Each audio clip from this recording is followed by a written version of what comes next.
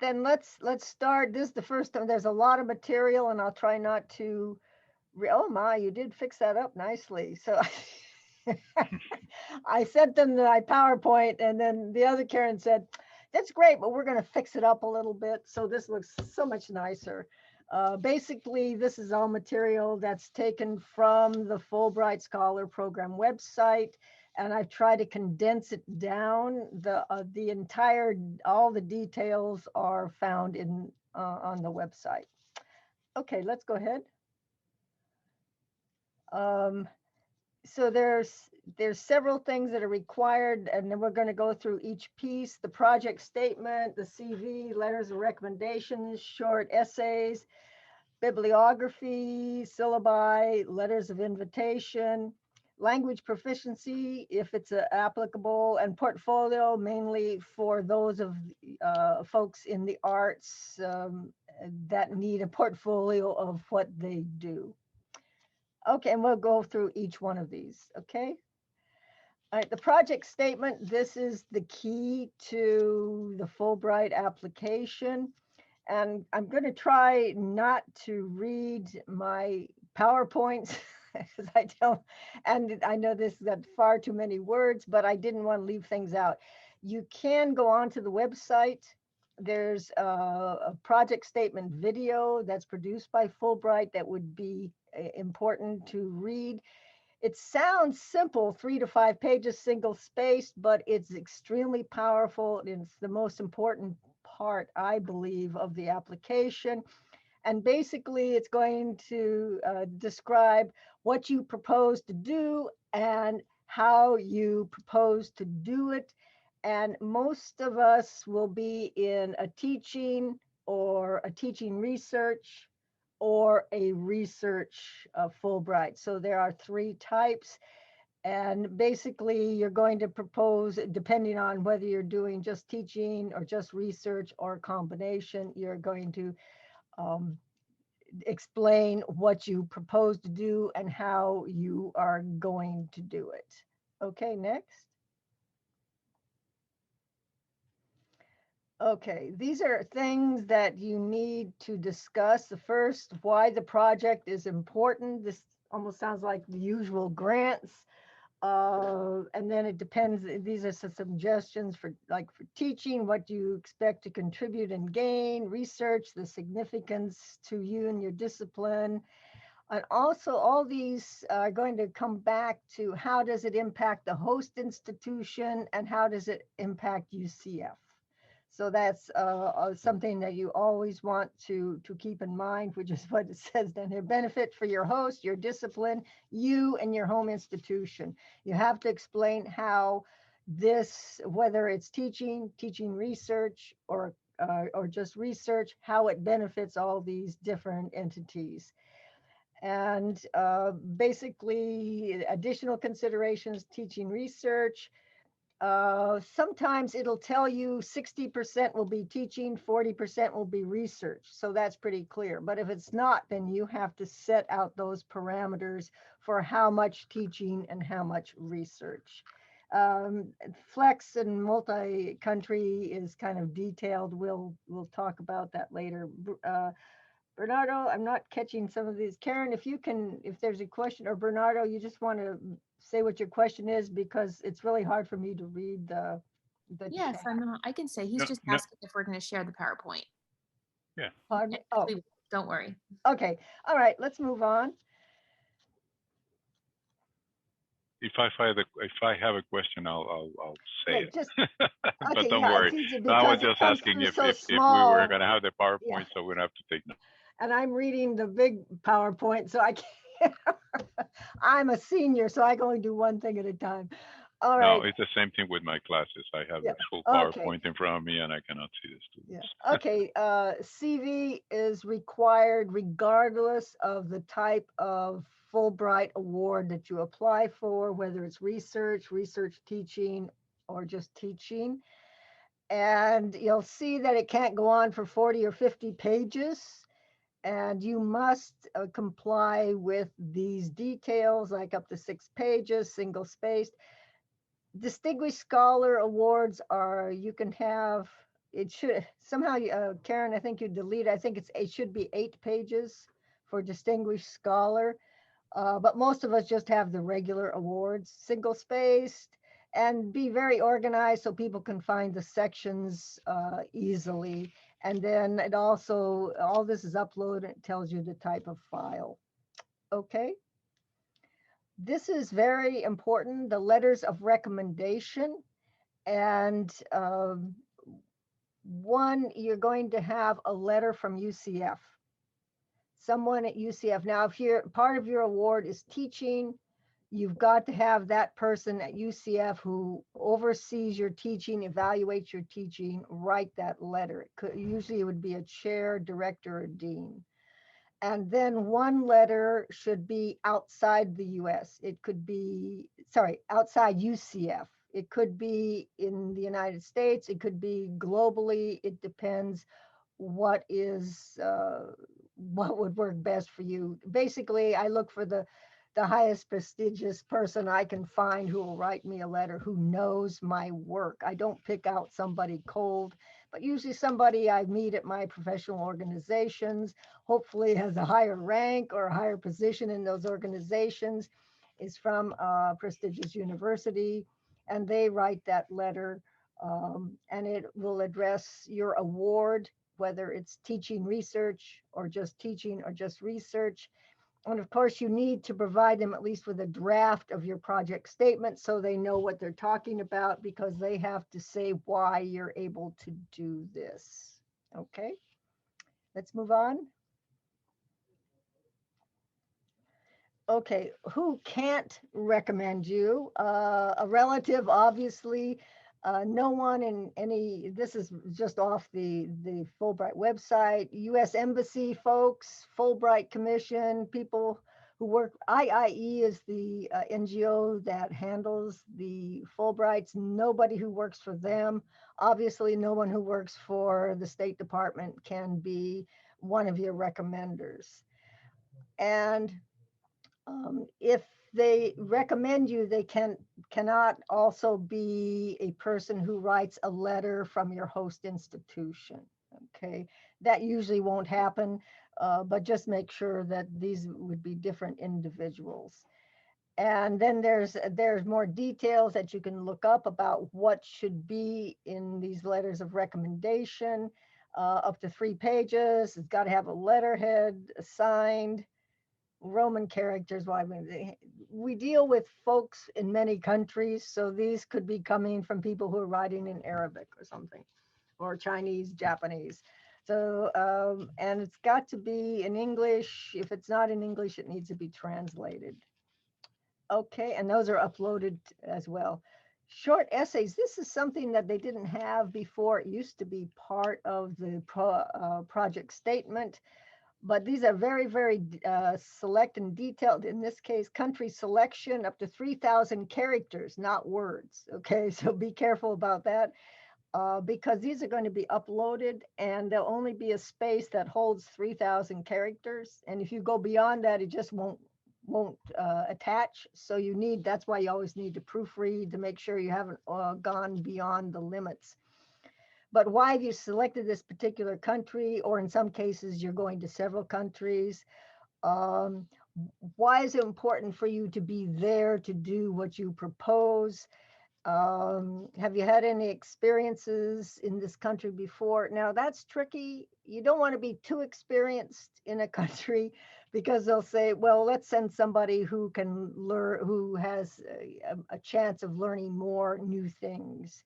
So having some linkages are great, but if you go there every summer and do research, it probably is not good for you to apply to that country. Okay, career trajectory. Basically, how does this Fulbright Award fit into what you're doing, where you're going, what your goals are? Okay. And it says you may address personal history, background development, and the opportunities that you may have or may have not had, and this award would provide you for it. It should not be what you describe here should not be in the project statement. Okay, they only appear in one place. These used to be in the project statement. They pulled them out. Okay, next. Cultural preparation, and this is always tricky. Basically, it's a guess of how well you will do. Most people say, well, this time I'm going to Saudi Arabia with my family, but I've had other experiences in Guatemala, and I've done this and I've done that. You don't have to be a globetrotter to gain points on your evaluation, but basically, you have to explain, how you're going to adapt and work into this culture. Any issues you see, basically, they always say you're a cultural ambassador from the US. How do you work with people internationally? You could also, if you're not really a globetrotter, you might bring up issues of working with diverse populations within the United States. And teaching preparation, how will you make your teaching relevant? This is a key. You've got to explain how what you're doing is going to be adaptable to where you're going and the culture that you'll be within. Um, how will you adapt your materials and pedagogy to a different teaching environment where students' first language may not be English? Of course, this is only if you have teaching if it's a teaching or teaching research award. But you have to have thought, how am I going to teach in a different culture? Perhaps with people who do not have English as a first language. Okay. Bibliography is required of everyone. This is not just a CV. You might include some of your work, but you're trying to include prominent information, resources for what you're going to research and or what you're going to be teaching. And it gives you all sorts of, please use APA 7th edition, be consistent in your citations. Again, it says not a biography, include more than your own publications, though you may include yours if they are pertinent to the main, and they should, because you should have some experience in the content or the research that you propose to do. And again, it tells you the format that's required, and all of this is uploaded. Okay. If you're teaching or you have a research teaching award, it's usually teaching research award, but I see why you did that. Okay. Basically, unless you are just researching, most people have teaching as part of their Fulbright award, and you will be asked to include 2 to 3 syllabi relevant to obviously the award description. And it's saying, how should that reflect your teaching philosophy, which is pretty much what we're supposed to be doing at UCF already. And also whether this is just something that you pulled out of your biology 101 class here, or it's something that you have edited thinking about your host students. And probably my suggestion is that you amend it to some degree so that you recognize that there's going to be changes necessary to teach in another country to a different population. And then the details there are how the format is mentioned there. Okay, let's go on. Letters of invitation, these are tricky and they're extremely important, but you have to read the directions. And again, there are far more details on the website. There are, if you look up your award, it might say a letter of invitation is required. Well, that's pretty obvious. You have no choice. If you don't have it, you're not going to be reviewed. A letter of invitation is preferred. That's clear as well. You can submit without it, but hello, you know, strong recommendation that you ought to have that letter, because if you don't, others who do have the letter will probably go on top of your application. A letter of invitation is optional. Again, theoretically, it says there's no impact, but anytime you can get a letter of invitation, even if it's not required, it's extremely valuable for your application. But you have to also, there are some, and I've read that a letter of invitation should not be sought. It says, do not consult any of these universities or universities. What, there are very few that say this, but if they say it, you need to pay attention to it. And therefore, you are not to usually contact a university in that country. You are not to ask for a letter of invitation. So you just have to look at the award and see what it says. Basically, unless it says it should not be sought, I would always go after that letter. Okay, next. Okay, the big problem is, how on earth do I get this letter of invitation when I don't know anybody in this country or in this university? So Fulbright is suggesting some ways, and I've really cut down here. There's a lot more information on the website. Fortunately, with computers, even I can surf around the world and find a lot of institutions and learn about them, find people who are there. Sometimes I go through my own professional organizations and say, hey, do you know anybody in Tajikistan? Or sometimes we've had, and we need to make it more available, a list of all the Fulbright scholars that have come from other countries to the US. These are also very helpful linkages to a country and to a university. And so basically you just have, remember, an important point here is that one institution may send quite a few letters of recommendation for the same award. And that's why in the previous sessions we had, we said the more specific, the better. If they're just saying, well, we really think you're a great person and we hope you can come, this is really useless.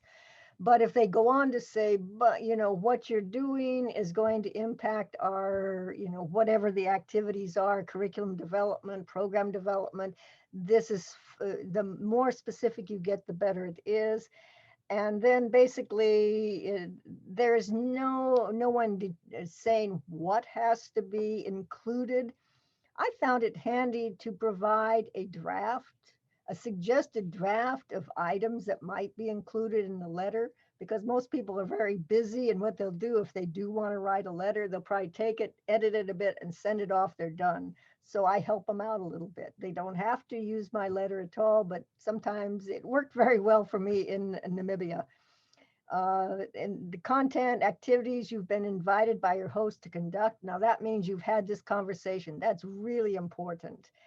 At some point they have to mention, you know, well, it's going to be 10 months and about when you should be there, description, how they think your project will help their own institution. If it's not in English, you need to get a translation, because the reviewers are going to be reviewing in English, and it tells you how to upload it. Okay, next. Okay, again, I sort of got ahead of myself. Resources at home, UCF Global, the Study Abroad program, faculty linked to study abroad. There might be some information in our library. International students, you can go through UCF Global and find out the international students we have currently at UCF. And if one of them's from the country you're interested in, that gives you a quick link into that country. Also, exchange faculty or faculty who oversee study abroad programs. Your friends who've traveled overseas, and for the College of Education, we have about 65, 70 faculty who are linked together because of their interest in international projects, but we've divided them by country. So we have, and we're happy to share this list, by the way, faculty in many, many regions. It's by region and then country, people who conduct research and other things in various countries. Also, we need to provide a better list of previous Fulbright scholars at UCF. You can go onto the Fulbright website, and you can, there's a little link at the top where you can go in and see all the and then you can divide the search up by country or whatever you want. And definitely you need to find somebody who's been a Fulbrighter in that country that you want to go to. And even better yet, the university that you'd like to go to. They can be enormously helpful in contacts. And there is some of the linkages. Also, if you go on to the award, you'll notice at the bottom right side of each award is a program officer. And they're the direct contact. They usually have one area. It won't be just one award that they're looking at, but they might be Southeast Asia, for example. And they are great people to find out more information from. And they often have little office hours that you can link into. They also provide their phone number and email. So that's a very, very good contact. Okay, let's go ahead. Language proficiency, it absolutely depends on where you're going. A lot of them just say English, but some of them require another language proficiency where you'll have to teach your content in another language, and you're going to have to prove that you're able to do that. Sometimes it'll just say you'll teach in English, but it'll be real handy if you happen to speak a little Spanish. So out on the streets, you can have conversations. You don't necessarily have to prove it. They're just saying it would be, it's recommended that you have some ability to speak a certain language. You don't have to prove it, but you could mention that in your award description. However, some of them, it requires it. Like if you're going to Brazil, are you going to need to be able to speak Portuguese? It depends on the institution and the program. So you have to see whether if it's required, you're going to do a self-evaluation, and then there's an external evaluation, and there's a lot of details on how to find the person who has to evaluate your ability to speak French or Spanish or Portuguese or Arabic or whatever it is. And that could be, for example, we had some, it was, I think, in Ethiopia, and some people were just doing research in Ethiopia, and I think it was an issue of being able to do the research in Amharic. And because that was the only local language where they were doing the research. It was a rural research project. So whereas teaching in the university, they could have done it in English. So you have to read the small print and be very, very careful about whether it's required or just recommended more for cultural communication. Okay. Okay, so it's and I keep getting ahead of myself here. Language is, if language proficiency is required or recommended, if it's required, you must complete the self-evaluation and the external evaluation. If it's recommended, we also encourage you to do both of those, the self-evaluation and the external. Basically, if you're a native speaker, you do not have to have the external language evaluation requirement, just a self-evaluation. So you have to read the award very carefully. And again, we're just kind of going over the main points here. So basically, if you can prove you can speak the local language, even though it's not required, it would be a benefit to your application. Okay, next. Portfolios, these are for special areas, arts, communication, dance. You can see all of them down here. Journalism. It's interesting. I immediately thought portfolio only if you're an artist and you painted or whatever, but it really extends to a lot of categories. So you need to look at if you're in one of those areas, and those areas are at UCF, so we certainly could have faculty within many of these areas applying. number one, read the award and see what they're asking for. If it's definitely like in the arts, you are going to have to submit a portfolio of what you do. And oftentimes, for example, artists may have a Master of Fine Arts, not a PhD, and therefore they're looking at what they're able to do. That is what represents them. Instead of a degree, it's what they can produce. Okay. Okay, and there's the suggestions of things, writing samples, graphic designs, prints, maps, drawings, photographs, and then it gets kind of picky on exactly, the images that are included, so forth, so on. Usually we don't have too many of these, but if you happen to be in this category, we're happy to walk you through the process, and also the program officer for the Fulbright Award would be happy to give you more information. Okay. I will just a minute. Okay. Sorry, I had a student at the door. Okay, how do reviewers evaluate what you submitted? Okay, and when I did this, actually I did it for 6 years, we were given a sheet of items and we had to respond to each one, and it really reflects what the applicant was asked to do. First of all, and this is key, basically Fulbright wants to send the most qualified individual overseas. Number one, that's at the top of the list. So are you in the top of your field? Are you nationally recognized? That kind of thing. That's what they're looking for. So applicant training, background, experience.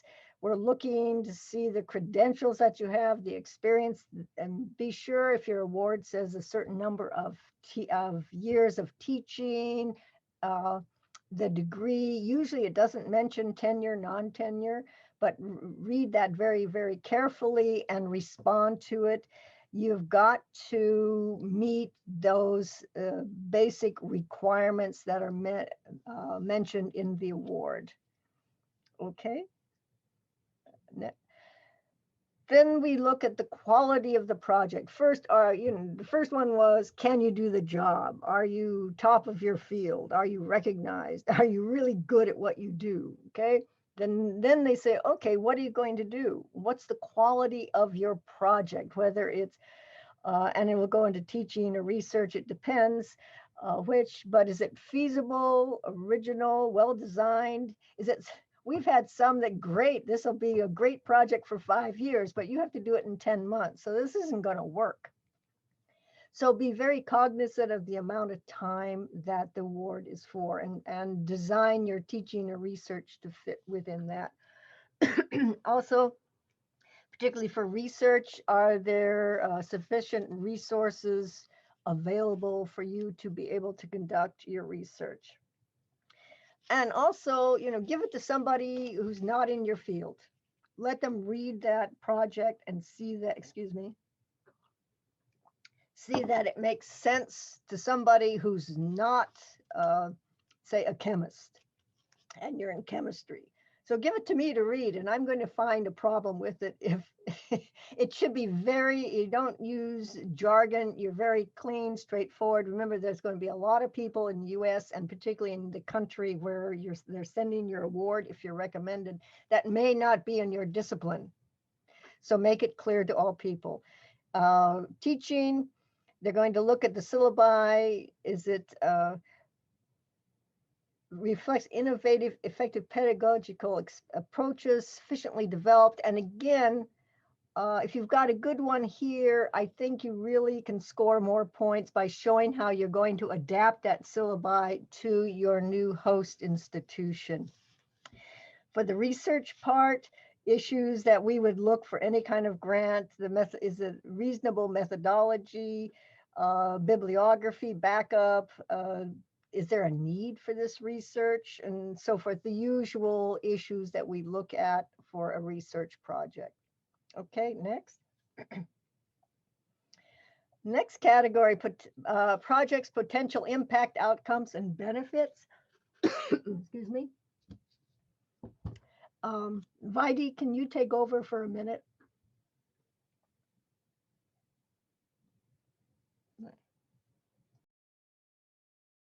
Not only the impact you'll do in the field because of your research and your teaching, what is the personal, professional development impact it will have on you? What is the professional and other impacts it will have on the host institution and the people who you deal with? Second, how does it benefit the country as a whole, the host country? When you come back, how will your home country benefit from it? So your institution, your personal development, and your country. And the same thing goes on the other side. Personally, how you will connect with people, what it will bring to them, what it will leave back at an institution, and how they will benefit from that. So all these have to be very clearly stated. And you are a cultural ambassador. You are going and living in another culture, taking your culture with you. So there will be cultural interaction. You will learn something about their culture. They will also learn about your culture. In addition to the overall learning process, the cultural learning also plays a very important role. And that is one of the important things that they look for, because Fulbrighters are considered cultural ambassadors. So you have to be prepared to articulate these things individually. And you can also write about what will be the long-term effects in your institution. For example, you go to a country and you find an opportunity to set up study abroad programs, and you already have that in mind. So you can write, I will explore the possibility of setting up, say you are in anthropology. So I will set up an anthropology program for study abroad for UCF students to go and spend time in the culture, work with the people over there and understand, and maybe even could have some research component to it. So you have to look at all the impacts, all the outcomes, and the benefits for students, for your faculty, your institution, and your country on both sides. Okay, thanks, Vaidi. I got choked up for a minute. Okay, so I think you did an excellent description of that. Also, if you had previous Fulbright awards, you just need to watch the timing of them. And basically, they will prefer someone who's never had a Fulbright. But again, they will send the person they think is most highly qualified. So there are some stipulations about, I think you have to have at least 2 years between. They prefer 10, but there is a time limit. You can apply if you've been a Fulbrighter on a regular US Fulbright. Fulbright Hayes doesn't count. So you can apply. Again, I've had 3 of them, but they've been spaced out at least 5 years apart. Theoretically, veterans have a status, but I've never really seen that be too important in the, if people are tied, then the veteran would be on top. It generally is not a real significant issue, and basically there's nothing you can do about it anyway. And theoretically, they try to have diversity and geographic distribution, and amazingly, they don't all want everyone from Harvard. If you look at where the Fulbrights are given out, they're given out across the country to large and small universities, famous ones, state universities, community colleges. They're not looking at the prestigious location of your university. They're looking at how good you are as a scholar. Okay, next. Okay, this is the last one. Again, just a revision of the timelines. The awards started last month. They are due in on September 15th, 2021. So you still have lots of time. And in September, then they will do the initial review just to make sure that everything is there and that you're eligible. For example, you have to be a US citizen. And then from October to November is the peer review committee. December is the key time for a Fulbright. Then Washington will send an email telling you whether you are recommended or not. If you're recommended, that means your application has gone to the country of your choice, to those overseeing the award in that country, and they will make the final decision. They say December to May, but I would say April's probably a very good time to expect a final word. Just because they say you're recommended in December does not mean that you have the award. It means you were recommended. And usually in the spring, then you will find out whether you are an actual awardee. And then from June on, depending on your award timing, you will have an orientation and you will depart. So that's the end of our run through of the process for applying. Are there any questions or issues?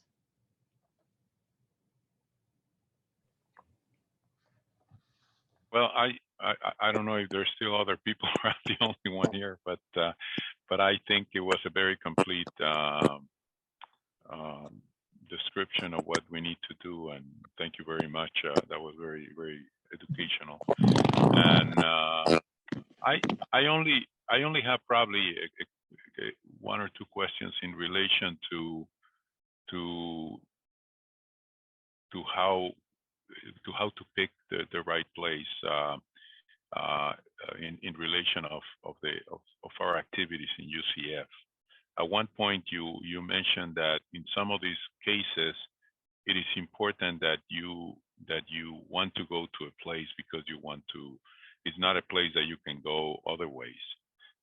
But there's also, Heidi said now, as he was explaining some of the characteristics of the evaluation, that you want to show that you are building up some kind of stronger relation of UCF, let's say, with wherever you're going. So it's not that you go to a place that nobody has ever contacted before and you're interested, and it's a place that otherwise you would not go because we have no relation. So I see a little bit of in choosing one of these places, I see a little bit of that, not tension, but that idea of, should I go to a place that we have a relation and we can strengthen it and become something very interesting for UCF?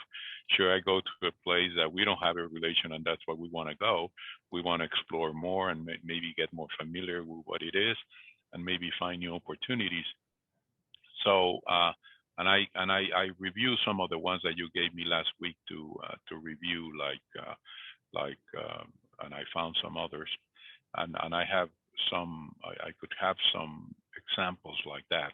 For instance, we're developing an agreement with the University of Buenos Aires in Argentina.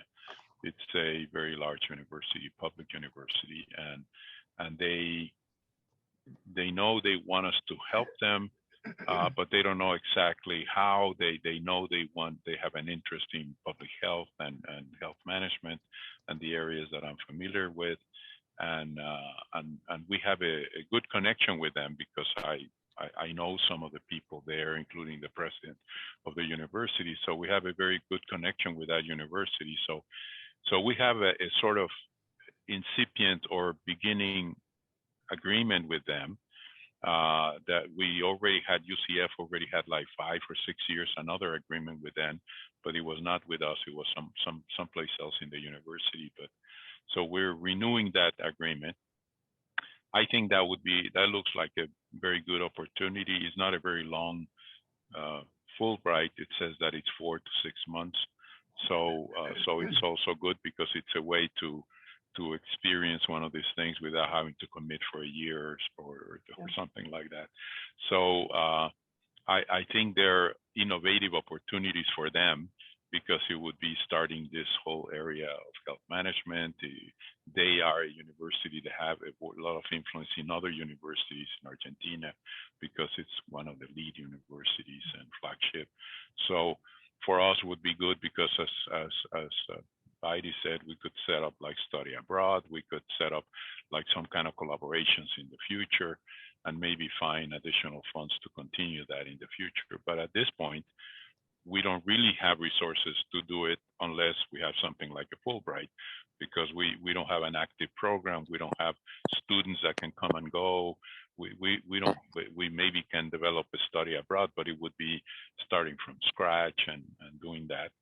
So this could facilitate all of that. So I see some potential. I of course speak Spanish, so they are asking that the person should speak Spanish. And for instance, that seems like a low-hanging fruit for me, because it looks, you know, pretty obvious, interesting. I can get all kinds of papers for that, and it's again not a huge amount of time of commitment. So I think it would be also easier for my chair to say, okay, you can take 4 months, which is like a semester, and go do that.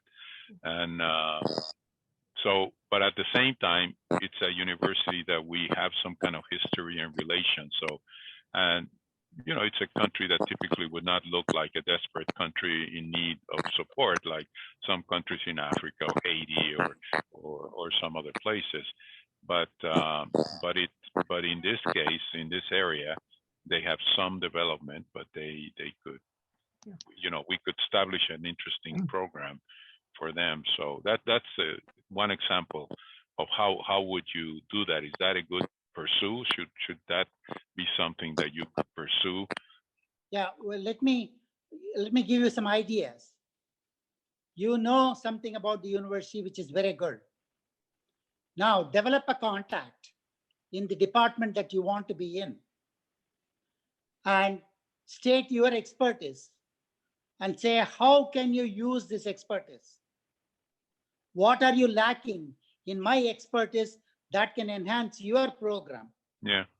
And you can write that into your proposal, saying, Professor so-and-so, who is an expert in this field, says that these are the lacking areas where I will be able to go and contribute, enhance their master's degree program or whatever. That is one thing you can do, since you have a relationship. And since you have a relationship, you can write into the proposal, we have gone through some preliminary discussions and we have an MOU established with the university. Right. And the other thing is, we are a Hispanic serving institution now. Yes, So, I know. So you can insert that, saying we have become a Hispanic serving institution. Therefore, we want to go and connect with these Hispanic countries to bring students, to have exchange programs, to have faculty go back and forth, and to have joint programs, blah, blah. You can actually expand on those things, but get some basis for writing those things by connecting with the faculty members, finding out what their needs are. Yes. I'd like to add that. And is it okay when they write like a letter of request that they also say the same thing? So yes. So in this case, when you have developed some kind of joint plan, it doesn't affect your application. They don't say, well, these guys have some kind of, you know, are establishing some kind of previous relation, and is that a good thing? Yeah, I think so. I think the relationships are good, because then you have a plan and something will come out of it. So that's what you show in your write-up. Okay, I just add, and then I saw Mike had a question as well. It's a balancing act. You don't want to have too many connections, because Fulbright will say you don't need us.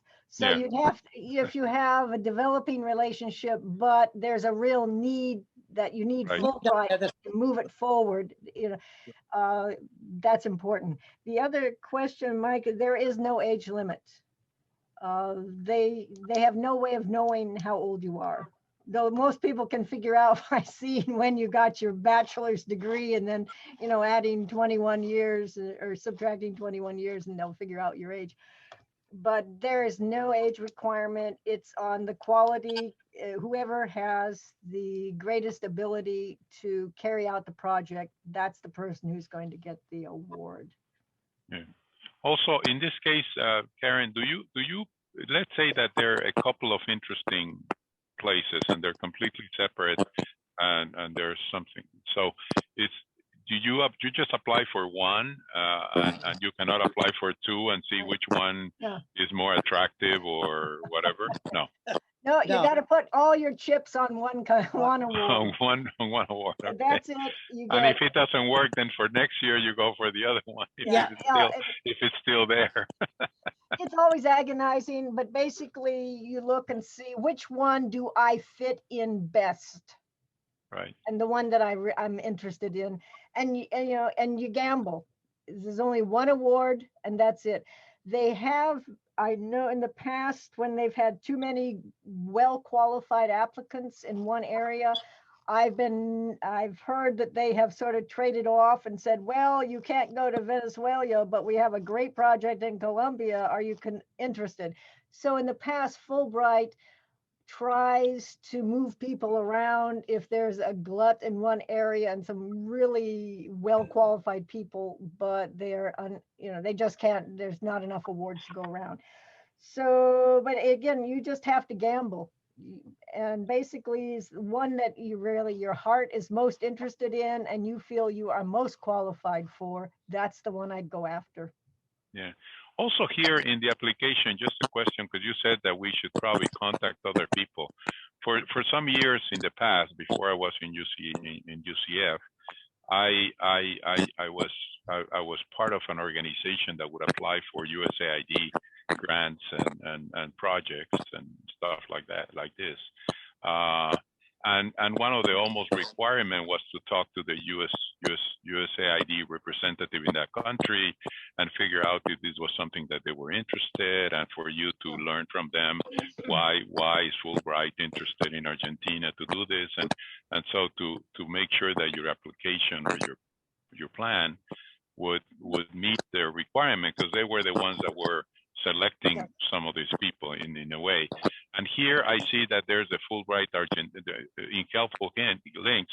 It has Fulbright Argentina, the Embassy of the United States in Argentina, the Ministry of Education, and other places.